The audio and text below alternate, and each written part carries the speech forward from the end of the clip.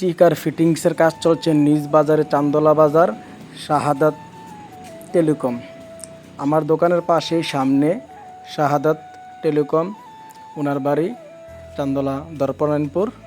উনি নতুন একটি টেলিকম দোকান দিয়েছে। প্রথমে ওনার সাইনবোর্ডটি ওয়ালের মধ্যে ফিটিং করে দিলাম। সাইনবোর্ডটি ফিটিং করতেছি, তো উনি বলতেছে, ভাই আপনার ভিডিওগুলো অনেক দেখি, উনি হচ্ছে এটার মালিক। মোবাইলের সকল মালামাল দোকানের ভিতরে কিভাবে সাজিয়ে রেখেছে দেখুন। নতুন দোকান দিয়েছে, আজ উদ্বোধন।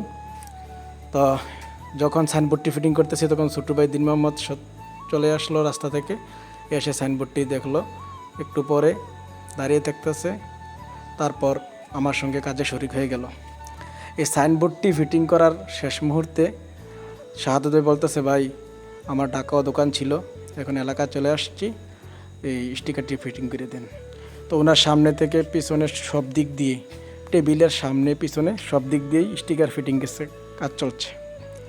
শাহাদাত ভাই উনি খুব আন্তরিক ভালো মানুষ। ওনার দোকানে মোবাইল সামগ্রী সব কিছু পাওয়া যায়, বিকাশও লেনদেন করেন উনি। তো উনি আমাকে দেখে, ভাই আমার স্টিকারগুলো আপনি ফিটিং করে দিবেন।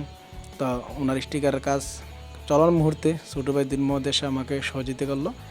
তারপর দেখুন ফিটিংয়ের শেষ মুহূর্তে সামনের সাইডটা ফিটিং করলাম। ফিটিং করার পর একটু পরে আমরা এখন দ্বিতীয় সাইডটা শুরু করব। ফিটিংসের শেষ মুহূর্তে সামনেটা শেষ অন।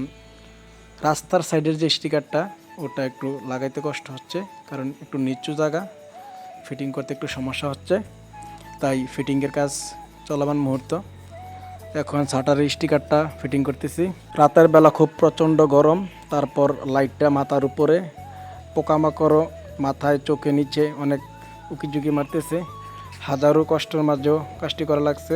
চগম পাই নাই, টেবিল পাই নাই, একটি চেয়ারের উপর মুড়ার উপর দাঁড়িয়ে ফিটিং প্রায় শেষ মুহূর্তে।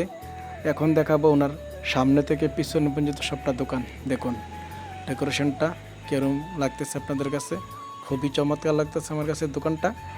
তো আজ এই পর্যন্তই। যে কোন কাজে শাহাদাত ভাইয়ের দোকান আসবেন, উনি চান্দলা বাজার, উত্তর সড়ক বাজার, পিপারা, কুমিল্লা। ওনার জন্য শুভকামনা রইল। আল্লাহ হাফেজ।